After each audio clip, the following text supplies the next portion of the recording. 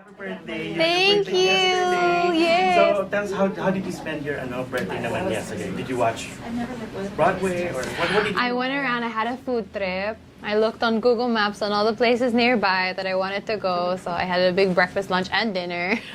And then I went to church, and then I went to Broadway. My first Broadway show in New York. I watched Dear Evan Hansen. Oh wow.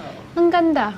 So this is your first day. Well, you've been here before, so this is not Yes. your first time in New York. So how's life in New York so far? The first few days, settling in your Miss Universe apartment. Tell us more about that. Iba eh, kasi I'm Miss Universe na. When Oo. I was first here, I was visiting my good friend Valerie Wagman when she was placed here as a model. And then the second time, I was just passing through. So now to call myself a resident, like I'm moving in, is so crazy. And I moved into the Miss Universe apartment, and you know, the MU org has just made me feel so welcome and made the transition so smooth, so it doesn't feel very abrupt, if that makes sense. And the apartment's beautiful. I can look out my kitchen and see Central Park, and parang it feels like a movie. Sobrang ganda And talaga. your roomies ka? Your roomies ba with Miss Meron akong housemate, si Miss USA, but she's not here yet. She will arrive, I think, next week.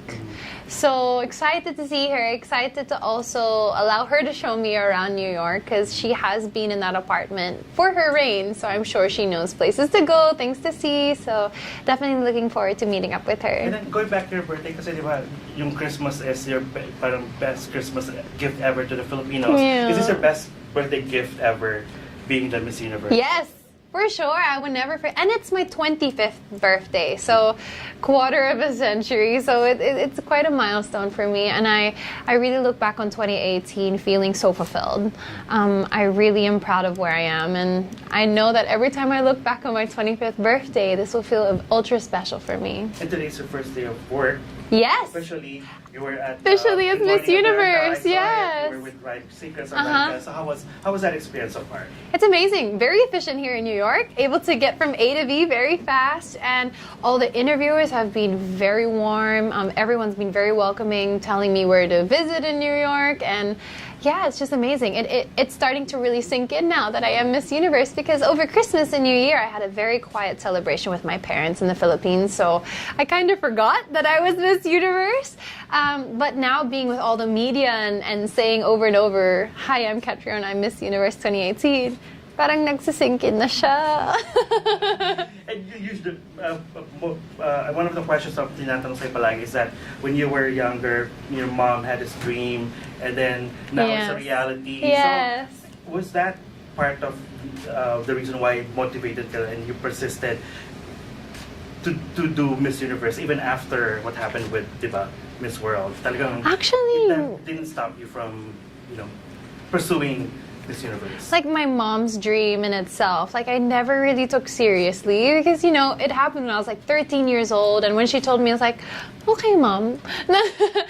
But it really did come to play when I was thinking about my evening gown for Miss Universe. I knew that I wanted to wear red, and that was just something very sentimental to me, because I remember her telling me that, and I remember just brushing it off like it was nothing, but coming full circle and being able for her to be there and to watch me walking down the stage in a red dress and then winning Miss Universe. The first time I saw her, well, I want to say evening because it felt like evening, but it wasn't. It was like the morning in Thailand.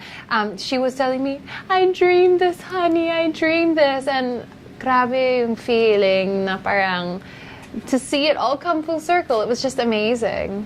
And syempre, diba, what are your plans when it comes to your advocacies? So, sa mga children, what are your, anong gagawin mo in terms of your advocacies while Miss Universe? I definitely want to lend my voice to other causes, but always I'll be so passionate about education.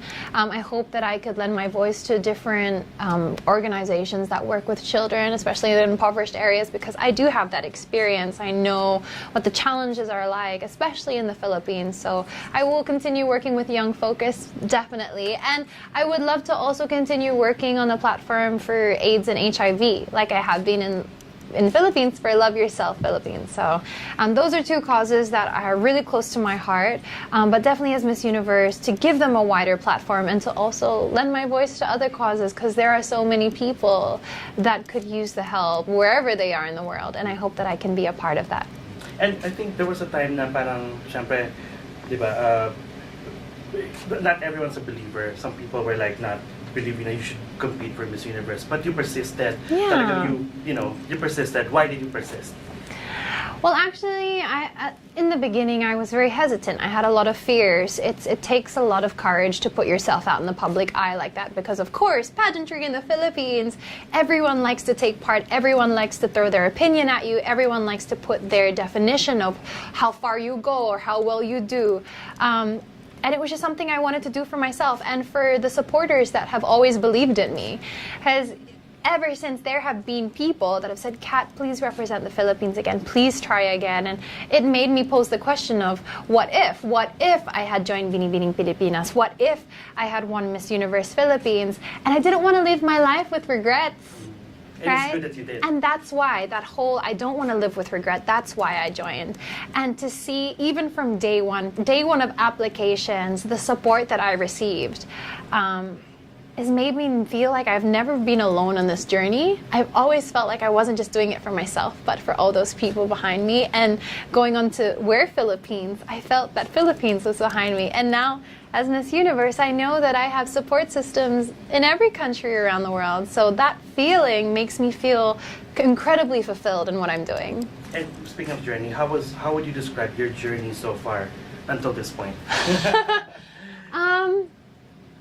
It just would be, the word fulfilling. Why? Because I've always anchored myself in my advocacy and my charity work. I feel that it humbles me because, pageantry and crowns and titles can feel very glamorous. It can feel very glitzy and, the lights and the makeup and the pretty dresses. But at the end of the day, like having those causes dear to my heart and doing the work that I do, that brings me to the realization of, why am I here? Why do I have this platform? Why do I do what I do? And so if I could encapsulate it all in one word, my journey, it would be fulfilling. And if you can encapsulate your journey in a song, what would that song be? And sing it! Oh, wow.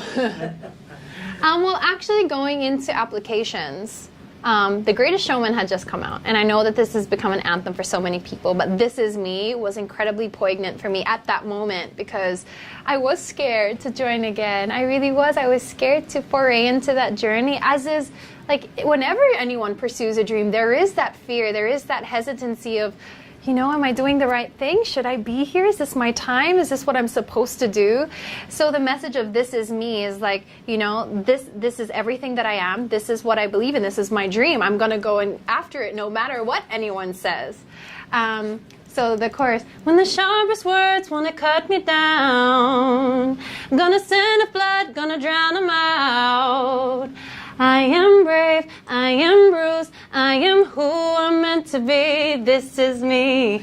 So when I was joining, I would listen to that in the car as I was approaching the venue. And just throughout, that was just an anthem for me.